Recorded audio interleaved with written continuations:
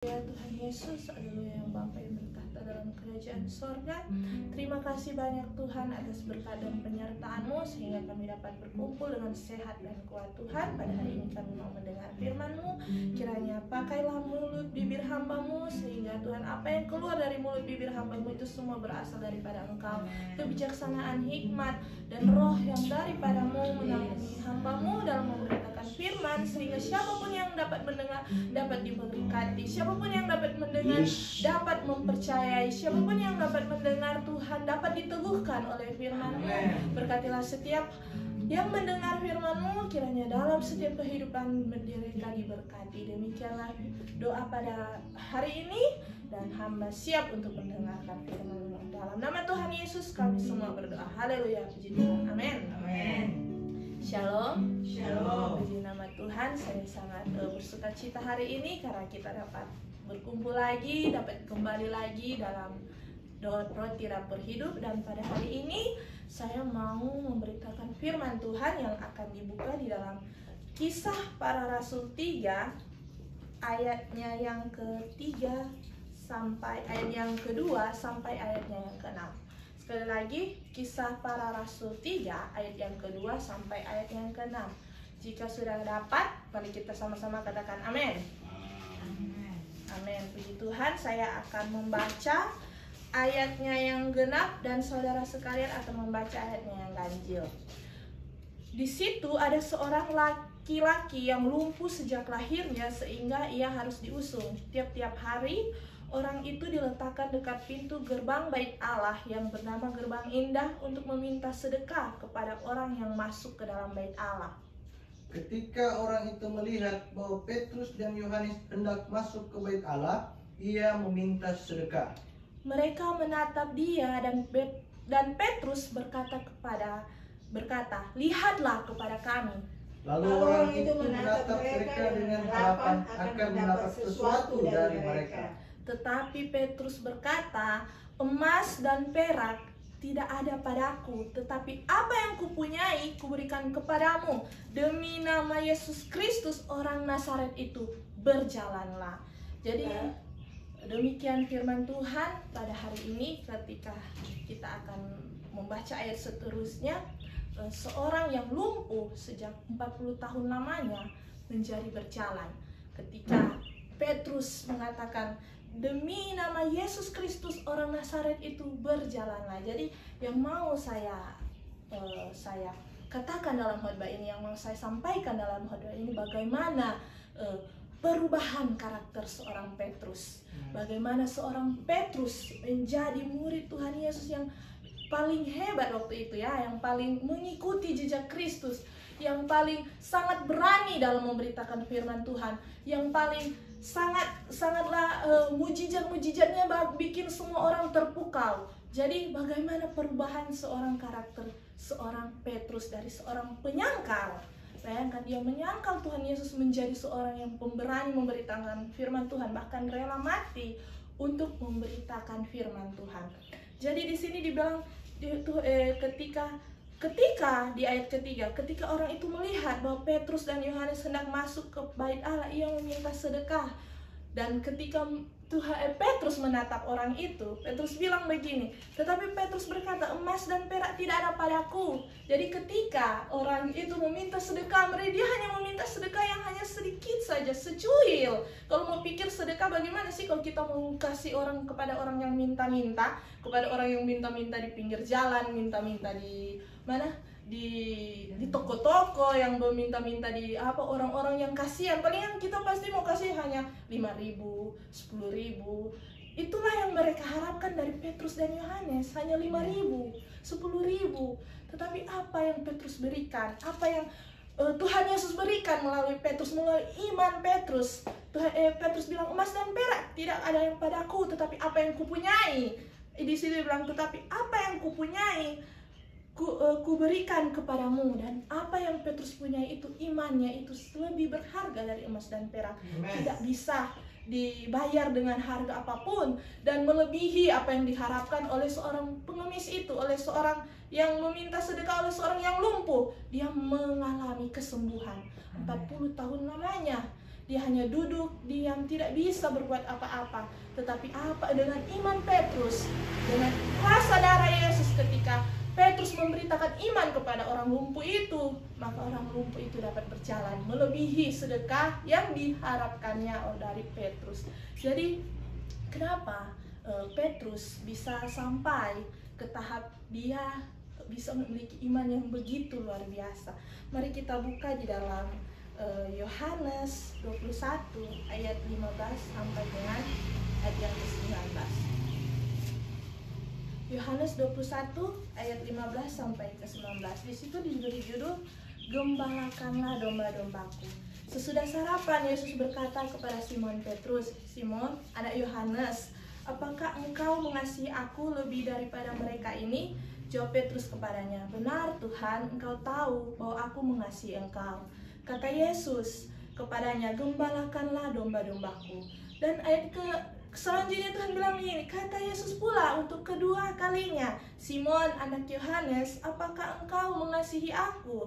Jawab Petrus kepadanya, "Benar Tuhan, engkau tahu bahwa aku mengasihi engkau." Kata Yesus kepadanya, "Gembalakanlah domba-dombaku." Dan ketiga kalinya kata Yesus kepadanya untuk ketiga kalinya, "Simon, anak Yohanes, apakah engkau mengasihi aku?" Maka sedih hati Petrus karena Yesus berkata untuk ketiga kalinya, "Apakah engkau mengasihi aku?" Dan ia berkata kepadanya, "Tuhan, engkau tahu segala sesuatu, engkau tahu bahwa aku mengasihi engkau." Kata Yesus kepadanya, "Gembalakanlah domba-dombaku." Jadi kenapa Tuhan Yesus menanyakan 3 kali kepada Petrus? Karena Petrus menyangkal Tuhan Yesus 3 kali. Jadi ketika Tuhan Yesus menanyakan Petrus, "Apakah engkau mengasihi aku?" Petrus bilang, "Benar Tuhan, aku mengasihi engkau." Kedua, "Petrus, apakah engkau mengasihi aku?" "Benar Tuhan, aku mengasihi engkau."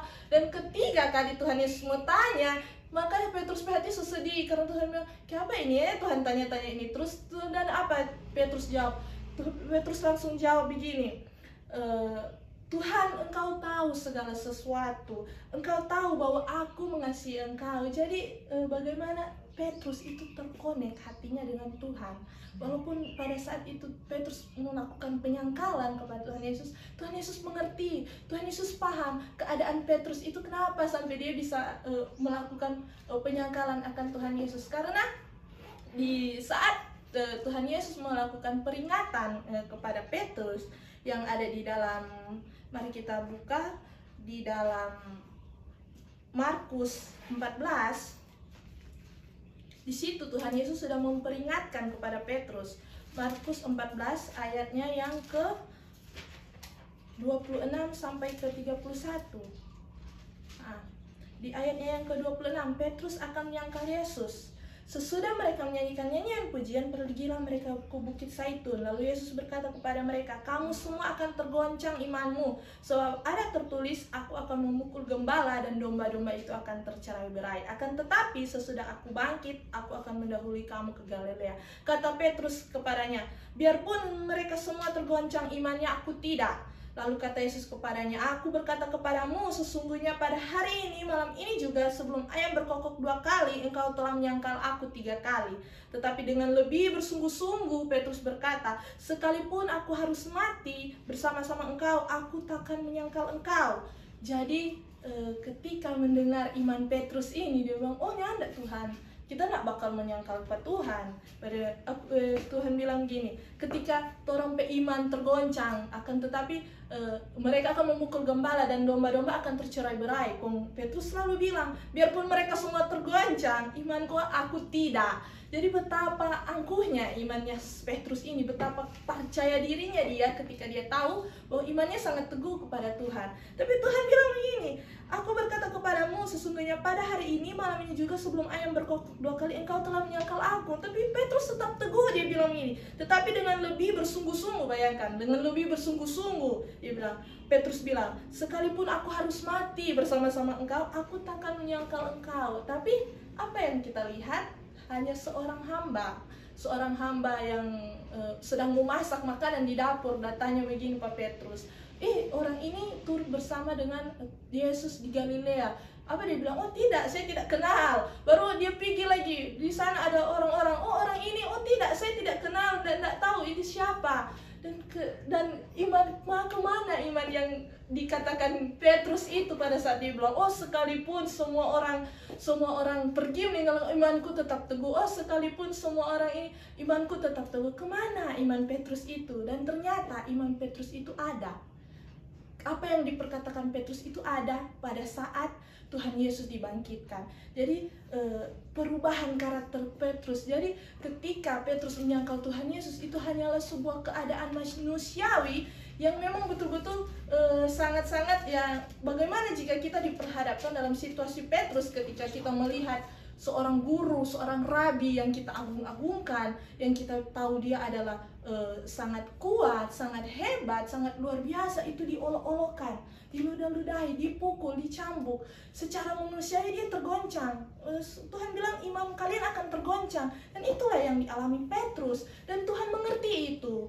Maka kenapa saya bilang Petrus itu betul-betul memiliki kedekatan pribadi, kedekatan rohani dengan Tuhan. Karena ketika iman-iman ke-12 murid Tuhan Yesus itu tergoncang, Tuhan Yesus tahu mereka pasti tergoncang. Karena melihat keadaan yang begitu sangat-sangat, bahkan Tuhan Yesus sendiri ketika berdoa mengeluarkan peluh yang berpeluh darah, karena saking Tuhan Yesus sangat-sangat mungkin saat itu sangat-sangat menderita akan menanggung semua beban dosa itu. Dan Tuhan Yesus tidak dapat mampu menanggung itu, tapi Tuhan Yesus pikir ini murid-muridnya mungkin tidak akan mampu untuk menanggung apa yang Tuhan Yesus mampu tanggung. Dan itulah yang terjadi. Petrus dapat menyangkal Tuhan Yesus 3 kali. Tetapi ketika Tuhan Yesus bangkit, ketika Tuhan Yesus mengatakan pertanyaan itu, Petrus, apakah engkau mengasihi aku? Itu perubahan mental, perubahan iman, perubahan keberanian, perubahan semuanya terjadi di dalam diri Petrus. Jadi ketika Tuhan Yesus bertanya sebelumnya kepada Petrus, ketika Petrus menjawab dengan dengan angkuh, dengan sombong, dia pikir dia kuat, dia pikir dia bisa, dia pikir imannya itu teguh, dia pikir dia dapat mampu melawan semua. Ternyata tidak. Tapi ketika Tuhan Yesus mempertanyakan tentang kasih, maka disitulah iman Petrus menjadi betul-betul kuat. Dan ketika dia bilang, Tuhan, engkau tahu segala sesuatu, jadi engkau tahu hatiku. Jadi Petrus sudah tidak lagi sombong akan imannya. Petrus sudah tidak lagi merasa hebat akan dirinya. Dia sudah tahu, dia bilang, Tuhan tahu kok semua tentang kita, lemahnya kita, kuatnya kita, terpuruknya kita, Tuhan pasti sudah tahu. Jadi kalau Tuhan tanya, Tuhan mengasihi aku, apakah engkau mengasihi aku? Pasti Tuhan tahu kalau aku mengasihi engkau. Karena apa? Karena Petrus tahu, Tuhan sangat tahu hatinya. Petrus tahu, Tuhan sangat tahu pribadinya. Dan Petrus tahu betapa Tuhan Yesus mengasihi Petrus, dan Petrus tahu dia juga mengasihi Tuhan. Jadi ketika Petrus membuat mujizat, bayangkan mujizat ini yang dilakukan oleh Petrus sangat luar biasa ya. Ketika mujizat ini dilakukan Petrus, seluruh Mahkamah Agung itu tergoncang. Seluruh imam-imam besar itu menjadi sampai dorang mengadakan sidang untuk mempertanyakan dari kuasa manakah mujizat Petrus yang dilakukan. Tetapi di dalam sidang itu, bayangkan ketika Petrus berkhotbah di dalam sidang itu, 5.000 orang menjadi percaya.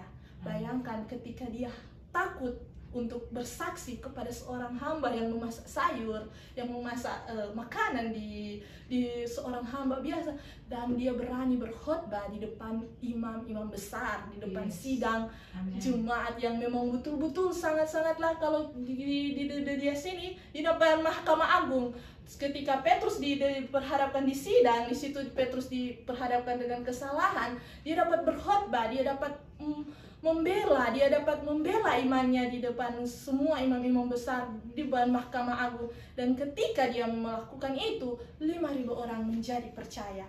Bayangkan, dia berani, dia takut kepada seorang hamba, dan dia berani di hadapan seorang imam kepala di hadapan Mahkamah Besar Agung. Karena apa? Karena perubahan, revolusi dari iman Petrus, revolusi dari karena dia bisa untuk menjadi pemberita firman, menjadi membela Tuhan Yesus dengan segala apa yang dikasihinya, dengan segala apa yang diketahui, dengan segala apa yang telah dilihatnya, dengan segala sesuatu apa yang diteladainya dari Tuhan Yesus. Dan dengan kepercayaan itu dia dapat berubah dan menjadi murid Tuhan Yesus yang apa? Yang dapat memegang kunci sorga.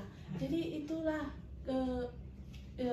pribadi Petrus yang harus kita ikuti, yang harus kita teladani, yang harus kita karena Tuhan Yesus tahu setiap seluk-beluk diri kita, dan Petrus mengetahui itu. Dan di ayat selanjutnya mari kita buka di dalam ketika di dalam Kisah Para Rasul 4 ayat yang ke-12. Bayangkan Petrus, Kisah Rasul 4 ayatnya yang ke-17, ayat yang ke-17, di situ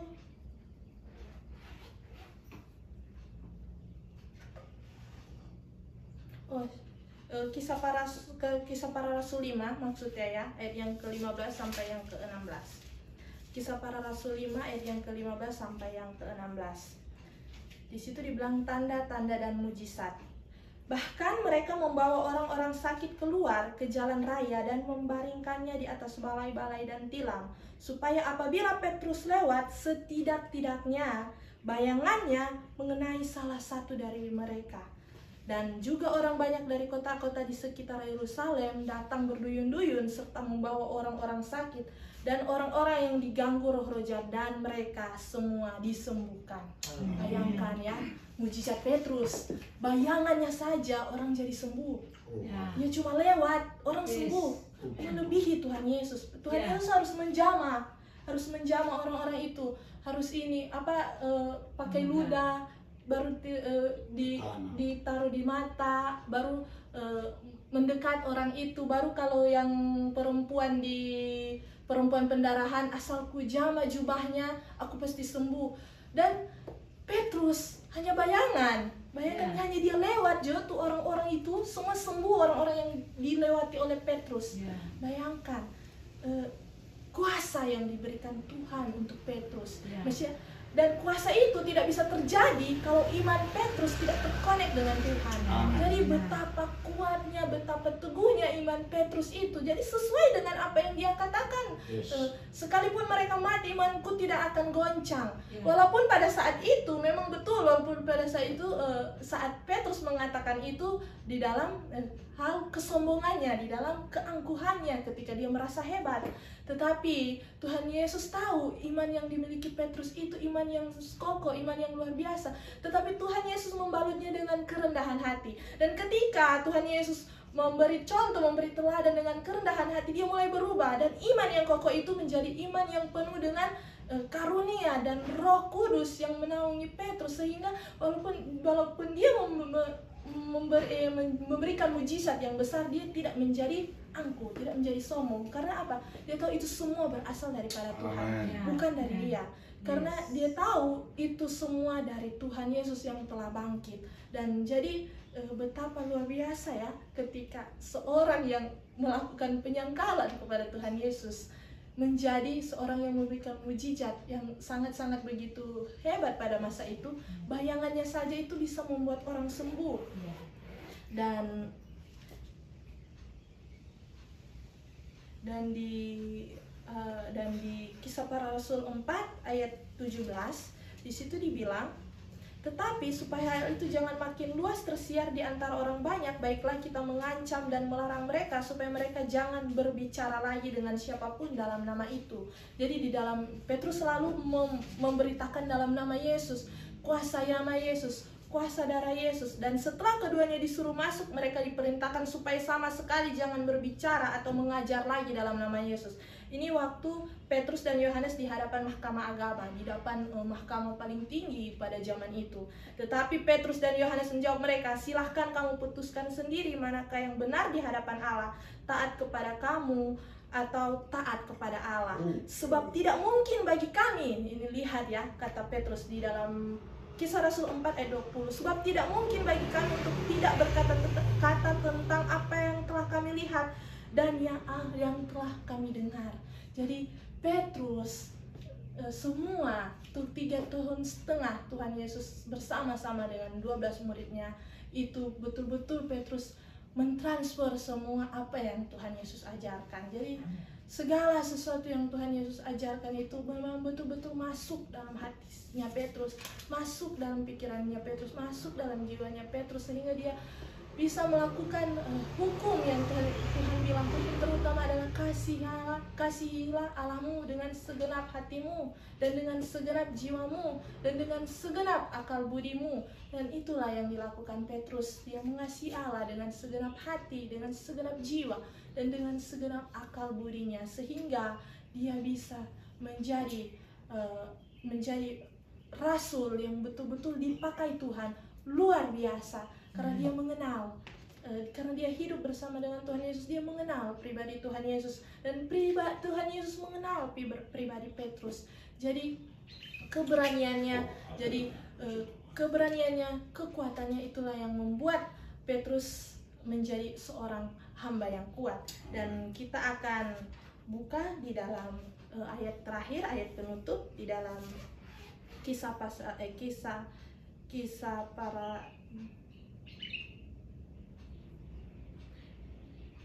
para rasul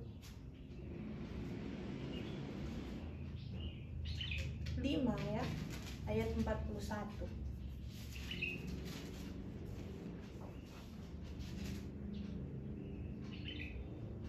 Ya. Di Kisah Para Rasul 5 ayat 40 sampai dengan 41, di situ diberi katakan, mereka memanggil rasul-rasul itu lalu menyiksa mereka dan melarang mereka mengajar dalam nama Yesus. Sesudah itu mereka dilepaskan. Rasul-rasul itu meninggalkan sidang mahkamah agama dengan gembira karena mereka telah dianggap layak menderita penghinaan oleh karena nama Yesus. Bayangkan ketika mereka disesah, disesah ini dibilang menyesah mereka, istilahnya disiksa, diperlakukan tidak baik, diperlakukan tidak betul, diperlakukan secara tidak manusiawi. Tetapi apa? Mereka gembira. Bayangkan, dulu Petrus sudah lihat Tuhan Yesus disesat, Tuhan Yesus disiksa. Petrus ketakutan, semua murid-muridnya itu tercerai-berai, lari semua. Hanya murid Tuhan Yesus, hanya Yohanes yang tinggal di saat Tuhan Yesus salib. Hanya Yohanes di bawah kaki salibnya Tuhan Yesus. 11 muridnya itu lain semua terpica-pica, mereka semua lari, kabur, semua ketakutan. Tetapi ketika mereka merasakan sendiri bagaimana membela firman Tuhan, bagaimana membela kebenaran, bagaimana memberitakan kebenaran agar banyak orang percaya, walaupun mereka disiksa, walaupun mereka disesat, mereka gembira. Di sini bilang mereka gembira. Di situ dibilang rasul-rasul itu meninggalkan sidang mahkamah agama dengan gembira karena mereka telah dianggap layak menderita penghinaan oleh karena Yesus, nama Yesus. Jadi mereka gembira karena mereka layak menerima penderitaan oleh karena nama Yesus. Jadi betapa rasul-rasul itu, betapa 12 murid Tuhan Yesus, ketika Tuhan Yesus memberikan teladan kepada mereka dengan berani, dengan tidak takut apapun. Dan ketika kita berani untuk mengorbankan iman kita untuk Tuhan Yesus, bahkan mereka tidak takut mati. Itulah yang terjadi oleh mereka. Mereka gembira justru ketika mereka harus memberitakan firman Tuhan, walaupun itu ditentang oleh mahkamah agama. Dan sangat sulit ya bagi mereka untuk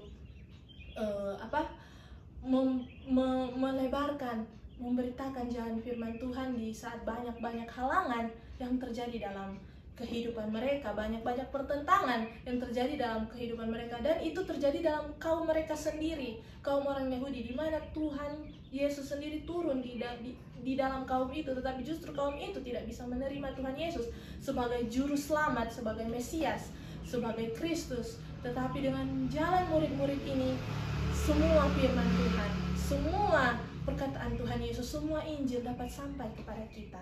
Lewat Petrus, lewat Yohanes, lewat ke-12 murid-muridnya, semua iman ini bisa dapat sampai kita baca sampai saat ini. Kita bisa pahami betapa besar kasihnya Tuhan Yesus itu sampai kepada kita lewat mereka. Lewat teladan yang telah Tuhan Yesus berikan kepada mereka, bisa sampai kepada kita karena pengorbanan mereka dalam memberitakan firman Tuhan, karena mereka merasa gembira ketika mereka harus menderita karena memberitakan firman Tuhan. Dan itu mereka telah membayar harga untuk kita sehingga kita dapat menikmati firman Tuhan dengan aman, dengan sangat-sangat tidak akan takut akan apapun, karena kepercayaan, karena percaya kita sudah memiliki kepercayaan. Hampir semua di muka bumi ini telah percaya kepada Yesus, bahwa Yesus Kristus adalah Tuhan. Demikianlah firman Tuhan pada hari ini. Kiranya kita dapat memiliki karakter seperti Petrus yang dapat berubah 180 derajat, keberaniannya, ketaatannya, imannya di dalam Tuhan. Mari kita selalu berdoa, kita berdoa. Terima kasih banyak atas Tuhan, atas berkat, atas firman yang telah Engkau berikan kepada kami. Kiranya Tuhan, firman yang masuk, firman yang kami dengar bisa menjadi kekuatan, kehidupan, pedoman dalam kehidupan kami, sehingga kami bisa menjadi seperti Petrus yang dapat mampu Tuhan untuk melakukan teladan-Mu, untuk melakukan Tuhan segala perintah-Mu, untuk mengasihi Engkau dengan sepenuh hati kami, sepenuh jiwa kami, dan sepenuh akal budi kami. Dalam nama Tuhan Yesus kami berdoa, haleluya, amin.